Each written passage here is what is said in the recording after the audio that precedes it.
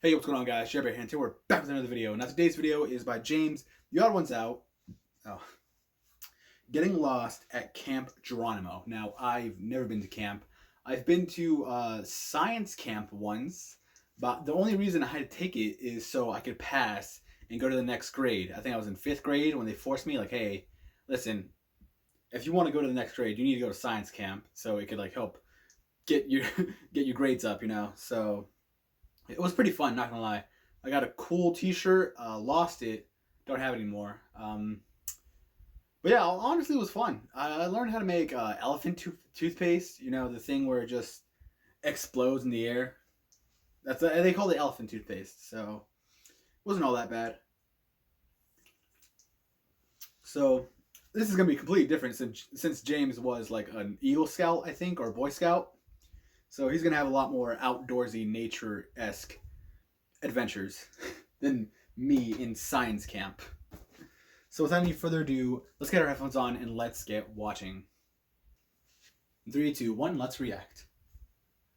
If you haven't read Lord of the Flies, you're probably going to have to in school one day. Let me give you an abridged version for when that time eventually comes. The Lord of the Flies is a book about a bunch of little British boys who got marooned on a deserted island, and the book tells the story about what the boys do to survive the elements, but also themselves. Within like a week on the island, the boys devolve into complete savages, covering themselves in face paint and killing a piggy. I said too much. And when I read the book in high school, I thought having the boys turn savage so quickly wasn't all that accurate. As a former young boy myself, I was insulted that William Golding thought that us little boys were so heartless. But then I remembered all the things that happened at my scout camp, Camp Geronimo, and I realized that Lord of the Flies is still inaccurate. The boys would have gone savage way faster. Listen, I'm a cautious person when I'm hanging around the guys. In PE, the other boys would be playing this game called Quarters, where you would fling quarters at people's knuckles until they bled, but I wouldn't play that game because it's dangerous and I'm a loser. Or when I was at a party and someone wanted to play the knife game to show off how good their hand-eye coordination was, I wouldn't play that game either because I needed my hands to draw. But something about being with the guys. You're bringing back some PTSD. PTSD. The woods, like that's in middle school stuff, dude. Every summer, our troop stayed I remember doing it in class, and teachers got mad at us named after the Apache Indian who was the first person to yell Geronimo while doing a sick backflip into his pool. One time, me and a couple other boys, I don't remember who started it, but we were playing with matches, and okay, I know what you're thinking, but nothing bad happened, okay? We just accidentally lit some dried bushes on fire and it got somewhat out of control, but it's okay, it's fine, okay? We told the scoutmaster that there was a loose fire spreading faster than we could put it out, and he got everyone in the troop to stomp on it, and we never got in trouble. What were we doing with the matches? Oh, we were just lighting them and throwing them at each other. Anyway, about 30 other scout troops attended Camp Geronimo. You know, I wouldn't be mad, but week sleeping in I do the tents same and earning thing. merit badges. Most of the camp It's honestly not felt recommended, like school, but outside. but it's fun as hell. Like when you got to the camp, you were given a schedule of classes, and for the next 7 days, you would go to those classes and learn and fill out packets and sometimes even have homework, which probably helped us not devolve into savages. I mean, sure, the classes weren't as boring as English or geometry. Geronimo's classes were wilderness survival, kayaking, or bear self-defense. Earning a merit badge required 2 things. The first thing, you had to write stuff down. Name and point out the major parts of a kayak. Kayak. Explain to your counselor the hazards you are most likely to encounter while participating in kayaking activities. Bears. And the second part of the merit badge, you had to actually go out and do stuff. Capsize the kayak, swim it and the paddle to the shore, and if you don't make it, the bears will get you. I never got the kayaking merit badge. You had to be at least 12 to go to Geronimo, but you could go as an 11-year-old if a parent was coming with you. And at the time, my dad was a camp counselor. My birthday was May 14th, and Geronimo was at the end of May, so I barely made the cutoff as the youngest person going. Geronimo was a big step from spending 3 days at Cub Scout day camp to spending a week in the wilderness. What made it worse was I was going to be spending a whole week with all the mean older scouts and my dad. There was this one scout named Paul. When I was 11, he was 15. So naturally, he would pick on me and make fun of me. Ha ha, I get it. I'm small, so I suck. But silver lining, he got fatter. And a couple years ago, he reached out to me, and I had been doing the whole YouTube thing for a while. He was off starting his own business, and he wanted to do some business opportunity with me. And I just said, hey, do you want to do my merch? So now he works for me. So kids, if you ever have Oh my bullies, God. just become successful on YouTube and then hire them to sell plushies. He's actually a really good merch guy. He gets all my stuff into these retail stores. So if you see a floof plushie at Hot Topic, you can say, "Thanks, Paul. Bullies really do make a difference."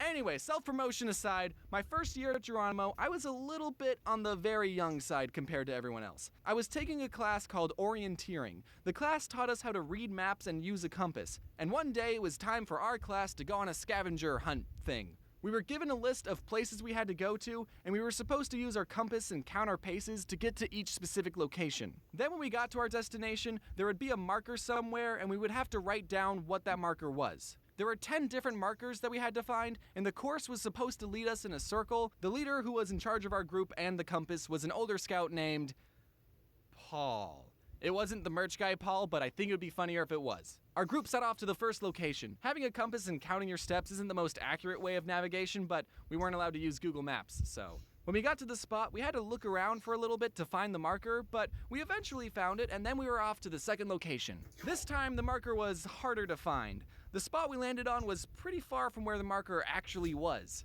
At the third location, we couldn't find the marker. But we did see this reflective sign on a tree, and we figured that's what the marker was supposed to be, so we wrote it down. At this point, I decided to grab my own compass and give it a try. My compass pointed in a direction that was a little bit off from Paul's direction. Not by a whole lot, but just enough. But remember, I was the little kid. Nothing I said mattered. Paul said things to me like, "Oh, you don't know how to use a compass. I bet yours is broken. I'm never going to work for you one day." And you know what? I believed him. This guy is 15 years old. Do you know how wise and experienced he is? So we kept going and struggling. We used anything we found as a marker. Some piece of trash, it's a marker. Hey, this tree has an A and an M carved into a heart. Kind of weird that it's at an all-boys camp.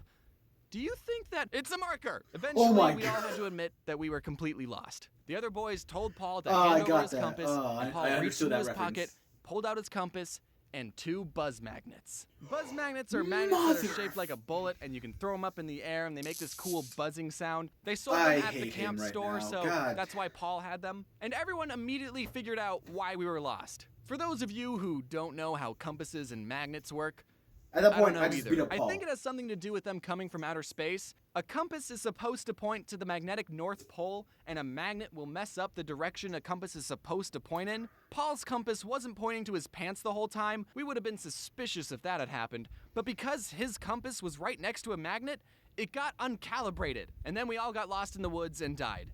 And that's why I don't have an orienteering merit badge. I was upset because my compass probably wasn't broken, but I didn't stand up for myself. Because I don't do that. I have more Camp Geronimo stories, like the time me and my friend threw a Ziploc bag full of water at the older kids' lean-to, and then I ran away so fast that I threw up.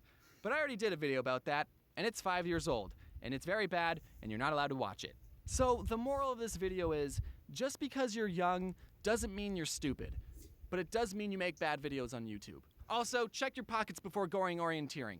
Going orienteering. Sounds like a tongue twister. Going orienteering. Going orienteering. Going orienteering.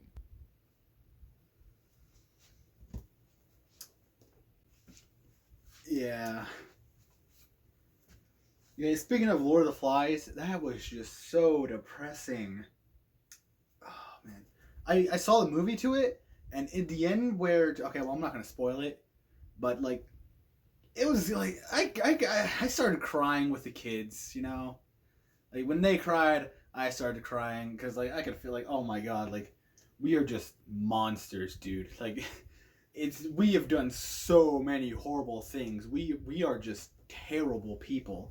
Like, at that point, I was like, oh man, this sucks, dude. This movie sucks, man. Like, how can you make me feel this way? Just like, yeah, if that were to happen, I could. They would go savage.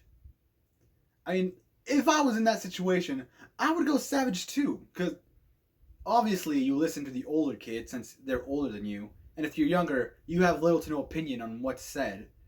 And when you're with the boys, things go crazy, okay? There is little to no voice of reason when you're just chilling with the guys. Oh man, you make a lot of bad decisions that day. I feel like Lord of the Flies, pretty accurate.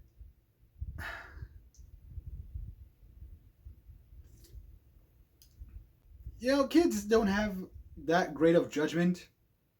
I mean, like, when you're with other guys, when you're a kid, you're mainly just a sheep. You follow other people and what they do. So you're more than likely doing what everyone else is doing. And it's just yeah, that just sucks, man. You know, I've kind of always wanted to go camping, but I never went camping ever. Still haven't. But I do want to go one day, just out with the boys in a tent, just chilling by the fire, eating food rations, something like that, or fish, you know, fish that we just caught. I feel like that's just like real peaceful and amazing, you know, that everyone needs to try. But hey, maybe you're an indoors guy. Maybe you love Wi-Fi too much. Yeah, who am I to judge? You know, do whatever you like doing. But yeah, amazing story. Thank you, James. If you guys want to see the original video, I'll leave a link in the description down below as always. If you guys have any reaction requests whatsoever, feel free to leave it in the comment section below. I'll try to get to it as fast as I can. And yeah, later.